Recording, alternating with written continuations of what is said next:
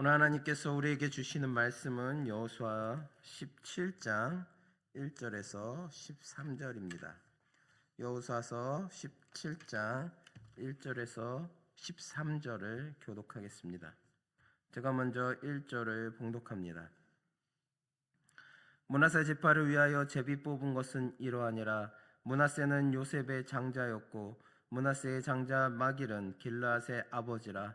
그는 용사였기 때문에 길르앗과 바산을 받았으므로 므낫세의 남은 자손을 위하여 그들의 가족대로 제비를 뽑았는데 그들은 곧 아비에셀의 자손과 헬렉의 자손과 아스리엘의 자손과 세겜의 자손과 헤벨의 자손과 스미다의 자손이니 그들의 가족대로 요셉의 아들 므낫세의 남자 자손들이며 헤벨의 아들 길르앗의 손자 마길의 증손 므낫세의 현손 슬로브앗은 아들이 없고 딸뿐이요 그 딸들의 이름은 말라와 노아와 호글라와 밀가와 디르사라. 그들이 제사장 엘르아살의 눈의 아들 여호수아와 지도자들 앞에 나와서 말하기를 여호와께서 모세에게 명령하사 우리 형제 중에서 우리에게 기업을 주라 하셨다며 여호와의 명령을 따라 그들에게 그들의 아버지 형제들 중에서 기업을 주므로 요단 동쪽 길르앗과 바산 외의 므낫세에게 10분깃이 돌아갔으니 므낫세의 여자 자손들이 그의 남자 자손들 중에서 기업을 받은 까닭이었으며 길르앗 땅은 므낫세의 남은 자손들에게 속하였더라. 므낫세의 경계는 아셀에서부터 세겜 앞 믹브다까지이며 그 오른쪽으로 가서 엔답부와 주민의 경계에 이르나니 답부아 땅은 므낫세에게 속하였으되 므낫세 경계에 있는 답부아는 에브라임 자손에게 속하였으며 또 그 경계가 가나 시내로 내려가서 그 시내 남쪽에 이르나니 므낫세의 성읍 중에 이 성읍들은 에브라임에게 속하였으며 므낫세의 경계는 그 시내 북쪽이요 그 끝은 바다이며 남쪽으로는 에브라임에 속하였고 북쪽으로는 므낫세에 속하였고 바다가 그 경계가 되었으며 그들의 땅의 북쪽은 아셀에 이르고 동쪽은 이사갈에 이르렀으며 이사갈과 아셀에도 므낫세의 소유가 있으니 곧 베스한과 그 마을들과 이블로암과 그 마을들과 돌의 주민과 그 마을들이요 또 엔돌 주민과 그 마을들과 다아낙 주민과 그 마을들과 무깃도 주민과 그 마을들 새 언덕 지역이라. 그러나 므낫세 자손이 그 성읍들의 주민을 쫓아내지 못하매 가나안 족속이 결심하고 그 땅에 거주하였더니 함께 읽겠습니다. 이스라엘 자손이 강성한 후에야 가나안 족속에게 노역을 시켰고 다 쫓아내지 아니하였더라. 아멘. 할렐루야. 오늘은 약속을 얻는 믿음과 죄를 이기는 결단이라는 제목을 가지고 여러분과 함께 나누기를 원합니다. 오늘 본문은 므낫세 지파가 받은 기업의 분배 과정을 소개하고 있습니다. 요단 동편에서 이미 기업을 받은 므낫세 지파는 요단 서편에서도 다시 큰 땅을 기업으로 받았습니다. 서쪽으로는 지중해에 닿고 남쪽으로는 에브라임 지파와 맞닿은 땅, 동쪽으로는 요단강, 북쪽으로는 벤산과 무깃도, 그리고 돌에 이르는 넓고 비옥한 땅이었습니다. 하나님께서 그들에게 허락하신 기업은 단순한 땅이 아니라 하나님의 약속과 은혜의 표였습니다. 그런데 본문에서 눈에 띄는 특별한 부분이 하나 있습니다. 다른 지파들과 달리 므낫세 지파는 기업을 받은 사람들의 명단이 자세히 기록되어 있다는 점입니다. 특히 슬로브앗의 5딸 말라, 노아, 홀라, 밀가, 디르사의 이름이 다시 등장합니다. 그들은 아들이 없다는 이유로 기업을 상속받지 못하는 당시의 관습에 대해 믿음으로 문제를 제기했고 모세를 통해 하나님께 나아가 그들의 아버지의 기업을 요구했습니다. 하나님은 그들의 믿음과 정당한 요구를 받으시고 기업을 주셨고 오늘 본문은 그 약속이 실제로 이루어졌음을 확인시켜 주는 말씀입니다. 이는 이스라엘의 기업 분배가 단순한 행정 절차나 우연한 결과가 아니라 하나님의 공의와 신실하심에 따라 이루어진 것임을 보여줍니다. 그리고 오늘 이 말씀은 우리에게도 중요한 교훈을 줍니다. 우리의 삶과 미래는 세상의 규칙이나 인간의 판단이 아니라 하나님의 약속과 하나님의 손에 의해 이루어진다는 사실입니다. 때로는 우리가 연약하고 조건이 부족해 보이고 세상 기준으로는 자격이 없어 보일지라도 하나님 앞에서 믿음으로 나오는 자에게는 하나님은 반드시 약속을 이루시는 분이십니다. 오늘 본문을 통해 하나님께서 어떻게 그의 백성에게 약속을 이루어 가시는지, 그리고 우리가 그 약속을 어떻게 붙들고 살아야 하는지를 함께 살펴보기를 원합니다. 오늘 본문 말씀 3, 4절을 보니까 슬로브앗의 5딸이 아버지의 기업을 요구하며 모세와 여호수아 앞에 나아갔던 일을 다시 언급합니다.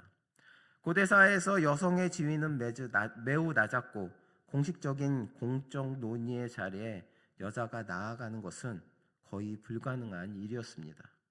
더욱이 지금은 가나안 땅을 각 지파의 영원한 기업으로 나누는 가장 중요한 순간이었습니다. 그 자리 앞에 슬로브앗의 딸들이 선 것 자체가 이미 큰 용기였습니다. 그런데 이들은 단순한 용기로만 움직인 것이 아니었습니다. 그들의 당당함에는 분명한 근거와 믿음이 있었습니다. 먼저 그들은 모세가 생전에 하나님으로부터 받은 명령을 알고 있었습니다. 4절에 보니까 여호와께서 모세에게 명하사 우리에게 기업을 주라 하셨다라는 이 말은 그들이 감정이나 억울함 때문에 나온 것이 아니라 바로 하나님의 말씀과 모세의 약속에 근거하여 나왔다는 뜻입니다. 말씀에 서 있기에 그들의 요구는 지혜로웠고 누구도 반박할 수가 없었습니다.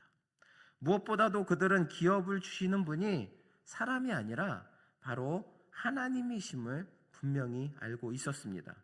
바로 이것이 그들을 담대하게 만든 가장 강력한 이유였습니다. 하나님이 약속하신 것을 하나님께 구하는 것은 결코 주저할 일이 아니었습니다.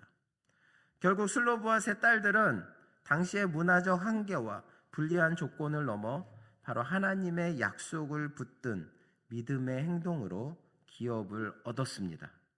마태복음 11장 12절에 보니까 예수님께서 천국은 침노하는 자의 것이라고 말씀하셨습니다. 그들은 그 말씀과 같이 그들은 약속을 향해 적극적으로 나아간 사람들이었습니다. 이 사건은 오늘 우리에게 깊은 도전을 줍니다. 하나님의 나라와 약속은 안이한 신앙으로는 누릴 수가 없다는 것입니다. 하나님의 뜻을 위해 용기 있게 움직이는 사람이 바로 그 길이 열리는 것입니다. 달란트 비유에서도 보듯 위험을 무서워해 받은 것을 땅에 묻어두는 자가 아니라 자기한테 맡겨진 것을 붙들고 최선을 다한 자에게 주인은 칭찬과 상급을 주셨습니다. 예수님은 값진 진주를 위해서 자기 소유를 다 팔고 밭에 감추인 부활을 얻기 위해 가진 것을 모두 내어놓는 사람을 바로 하나님의 나라의 비유로 삼으셨습니다. 즉 하나님의 나라에는 적극적인 신앙, 약속을 향한 헌신, 포기하지 않는 믿음이 필요합니다. 오늘 많은 성도들이 구원만을 만족으로 삼고 하나님의 나라의 확장과 상급을 위해 적극적으로 나서지 못하는 경우가 많이 있습니다. 그러나 슬로브앗의 딸들은 우리에게 말합니다. 약속을 붙들고 하나님께 나아오라. 신앙을 행동으로 드러내라. 그러면 하나님은 반드시 약속을 이루신다. 그들의 믿음과 용기, 또 말씀을 붙드는 태도는 오늘 우리 신앙의 귀한 모범입니다. 우리가 이렇게 하나님의 약속을 사모하고 적극적으로 나아갈 때 바로 하나님 나라에서 누리게 될 상급은 더욱 풍성해질 것입니다. 하나님께서 주신다는 그 약속을 붙들고 하나님께서 주시는 그 축복의 약속의 말씀을 붙들고 온전히 나아가시는 저와 여러분 되시길 바랍니다. 세상에서 주는 그 두려움 때문에 하나님 앞에 온전히 나서지 못하는 그런 부끄러운 신앙인이 아니라, 그런 부끄러운 하나님의 자녀들이 아니라 진정으로 어떠한 상황 속에서도 하나님께서 주시는 그 약속을 붙들고 하나님 앞에 나아간다면 하나님께서 슬로보아스의 딸들에게 주시겠다고 약속하신 그 상급을 주신 것처럼 우리에게도 이미 우리에게도 주시겠다고 하셨던 그 축복의 은혜를 더욱더 한 사람 한 사람에게 풍성히 내려주실 줄 믿습니다. 오늘 본 말씀 12절은 이렇게 말합니다. 므낫세 자손이 그 성읍의 거민을 쫓아내지 못하매 가나안 사람이 결심하고 그 땅에 거하였다. 이 말씀은 단순히 전쟁의 실패가 아니라 므낫세 지파의 안일함과 신앙적 나태함의 결과임을 보여줍니다. 저희는 오늘 말씀 속에서 5절부터 11절까지 말씀 중에서 므낫세 지파가 얼마나 많은 곳들의 많은 땅을 또 기업으로 받았는지 볼 수가 있었습니다. 하지만 12절에는 므낫세 자손이 그 성읍의 거민을 완전히 쫓아내지 못하는 바람에 가나안 사람이 결심하고 그 땅에 거하였다고 말하고 있습니다. 처음에는 쫓아내려 했으나 시간이 지나며 그 의지가 약해지자 가나안 사람들은 이를 알아채고 오히려 그 땅에 눌러 살기로 결심했던 것입니다. 이 모습은 마치 우리 삶 속에 자리 잡은 죄의 그림자와도 같습니다. 죄는 한번 결심했다고 쉽게 떠나지 않습니다. 때로는 우리 마음속에 오랫동안 방치될수록 더 강하게 자리 잡고 쉽게 내려놓지 않으려 합니다. 그래서 단순한 결심이나 일시적 감정만으로는 죄를 몰아낼 수 없습니다. 죄는 끝까지 우리를 붙들기 때문입니다. 그렇기 때문에 성도는 죄와 맞설 때 이 죄를 내버려 두면 결국 내가 죽는다 라는 사생결단의 마음이 필요합니다.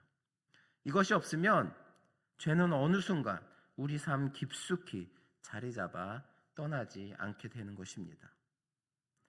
역사 속 사사시대를 떠올려 보십시오. 하나님께 능력을 힘입어 미디안 군대를 무찌른 기드온, 또 블레셋을 홀로 압도한 삼손 등이 있었지만 이스라엘은 반복적으로 타민족에게 지배당했습니다. 이유는 단 하나입니다. 죄를 뿌리 뽑지 않는 나태함이 이스라엘 백성 개인의 마음에 남아 있었기 때문입니다. 그렇기 때문에 하나님께서 사사를 세우고 이스라엘들을 구원하셨지만 다시금 죄로 말미암아서 이스라엘 백성들은 또 멸망의 심판의 자리에 다시금 나아가게 되는 것입니다. 이 죄의 힘은 수천 년이 지난 오늘도 여전히 강력합니다. 우리가 죄와 타협한다면 그 결과는 사사시대 이스라엘과 다르지 않을 것입니다. 그래서 예수님은 요한계시록 2장 10절에 교회에 이렇게 말씀하셨습니다. 내가 장차 받을 고난을 두려워 말라. 죽도록 충성하라. 그리하면 생명의 면류관을 내게 주리라. 또한 예수님은 마태복음 5장 29절과 30절에 이렇게 말씀하십니다. 내 오른눈이 너를 실족하게 하거든 빼어버리라. 내 오른손이 너를 실족하게 하거든 찍어내버리라. 이 말씀은 단지 눈이나 손을 자르라는 의미가 아닙니다. 죄를 끊어내기 위해서는 어떤 대가를 치르더라도 단호하게 결단하라는 뜻입니다. 그러므로 성도는 때로는 고난이 예상되어도 또 손해가 있어 보여도 마음의 깊은 아픔이 따른다 할지라도 죄와의 싸움에서 물러서지 않는 결단을 가져야 할 것입니다. 우리 안에 죄악보다 더 강한 의지를 가지고 맞설 때 하나님께서 주신 능력으로 우리는 죄를 이기고 거룩함의 열매를 맺을 수 있을 것입니다. 우리 안에 내재해 우리가 짓고 있는 죄들, 어서 빨리 하나님 앞에 나와 주님 앞에 나와서 회개하고 고백하고 그 모든 죄를 사해 주시기를 하나님 앞에 바라야 되는데, 이스라엘 백성들처럼 안일함에 빠져서 이 정도 죄는 괜찮겠지, 이 정도 죄는 하나님이 별로 신경 안 쓰실 거야, 그런 죄들이 점점 쌓여서 결국은 멸망의 길로 빠진다는 것입니다. 하루속히 주님 앞에 나와 내 안에 남아있는 죄를 주님 앞에 고백함으로 더욱더 하나님의 삶 가운데 누릴 수 있는 저나 여러분 되시기를 바랍니다. 므낫세 자손이 성읍들을 쫓아내지 못했다는 것은 단순히 전투의 실패가 아니라 이스라엘이 약속의 땅을 완전히 차지하지 못했다는 영적 실패를 의미합니다. 더 나아가 이러한 표현은 유다와 에브라임에 관한 기업 분배에서도 반복됩니다.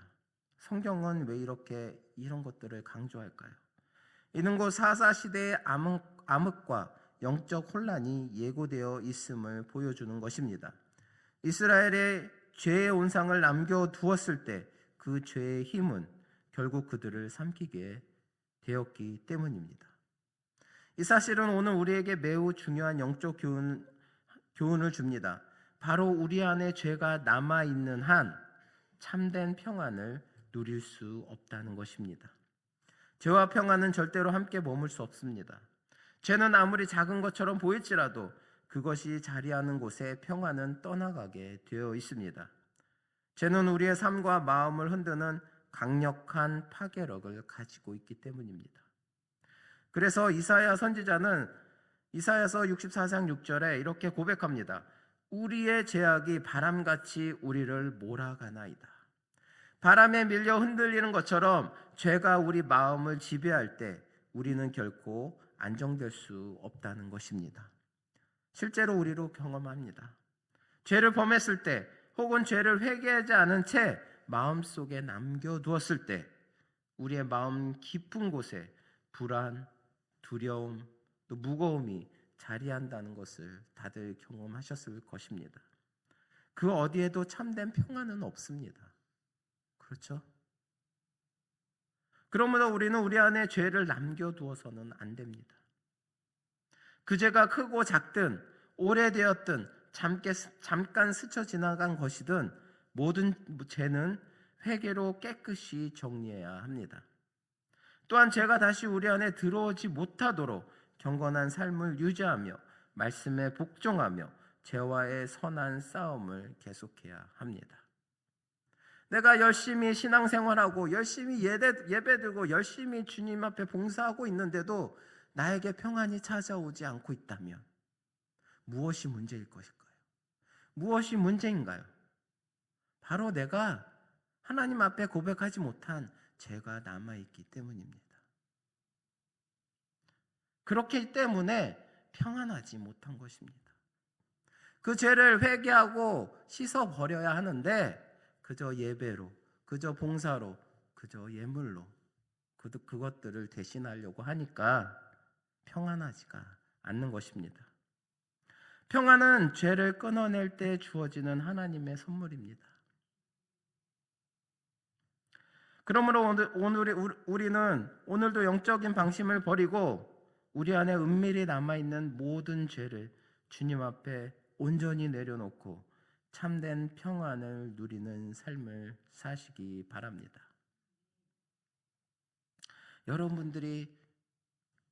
여러분 가슴 깊숙이 아니면 전혀 인지하지도 못했던 그런 죄들을 하루속히 찾아내어서 하나님 앞에 고백함으로 진정으로 하나님께서 주시는 그 누구보다도 그 누가 주는 평안보다도 진짜 복되고 참된 평안을 누리시는 저나 여러분 되시기를 바랍니다. 사랑하는 성도 여러분, 하나님의 나라는 우리가 아무것도 하지 않아도 저절로 확장되는 나라가 아닙니다. 하나님의 나라는 사모하는 자에게 주어지고 또 믿음으로 싸우는 자를 통해 전진하는 나라입니다. 므낫세 지파가 가나안 사람을 쫓아내지 못했을 때 그 땅에는 결국 불순종의 그림자가 남아 있었습니다. 그러나 그와 대조적으로 슬로보앗의 딸들은 약속의 기업을 붙들고자 담대히 나아갔고 마침내 그 약속을 얻었습니다. 오늘 우리에게 필요한 것도 바로 그러한 간절함과 믿음의 용기입니다. 하나님의 나라와 그분의 의를 사모하는 마음, 그리고 우리를 넘어뜨리려는 악의 세력과 선한 싸움을 끝까지 지속하려는 결단입니다. 사랑하는 성도 여러분, 우리도 슬로브앗의 딸들처럼 하나님의 약속을 귀하게 여기고 주님이 주신 기업을 결코 놓지 않겠다는 믿음의 태도를 가져야 합니다. 또한 우리 안에 역사하는 죄의 세력과 가정과 교회와 세상을 위협하는 이 악의 세력에 대해 타협하지 않고 싸우는 영적 용기가 필요합니다. 그럴 때 하나님께서는 우리가 딛는 자리마다 그분의 나라를 확장시키시며 우리 삶 속에 진정한 평안과 승리를 허락하실 것입니다. 그러므로 오늘도 마음 깊이 결단하며 이렇게 고백하시기 바랍니다. 주님의 나라를 사모하겠습니다. 악과 싸우며 믿음으로 전진하겠습니다. 이렇게 고백할 때 주님께서 그 믿음의 걸음을 기쁘게 받으시고 약속의 기업을 풍성히 누리도록 오늘 하루도 승리 가운데 인도하실 줄 믿습니다. 기도하시겠습니다. 사랑과 은혜가 풍성하신 하나님 아버지, 오늘 말씀을 통해 우리에게 주신 약속의 기업을 다시 바라보게 하시니 감사합니다. 슬로브앗의 딸들처럼 하나님의 약속을 사모하며 담대히 나아가는 믿음을 우리에게도 허락하여 주시옵소서. 또한 므낫세 지파가 가나안 사람을 쫓아내지 못한 것처럼 우리 안에 남아있는 죄와 나태함을 용납하거나 타협하지 않도록 붙들어 주시옵소서. 주님, 우리가 주님 은혜에만 안주하지 않고 날마다 하나님의 나라를 확장하기 위해 믿음의 선한 싸움을 쉬지 않게 하여 주시옵고, 우리 마음과 생각 속에 숨어있는 죄악들을 성령님의 능력으로 깨트려 주시옵소서. 사생결단의 마음으로 죄를 멀리하고 주님의 거룩함을 따라 살게 하여 주시옵소서. 주님께서 맡겨주신 기업을 귀히 여기며 순종과 믿음의 걸음을 통해 주님의 나라가 우리의 가정과 교회와 일터 가운데 더욱 넓혀지게 하시고 우리가 가는 모든 자리마다 하나님의 평안과 생명이 흘러가게 하여 주시옵소서. 모든 말씀 우리 주 예수 그리스도의 이름으로 기도드립니다. 아멘.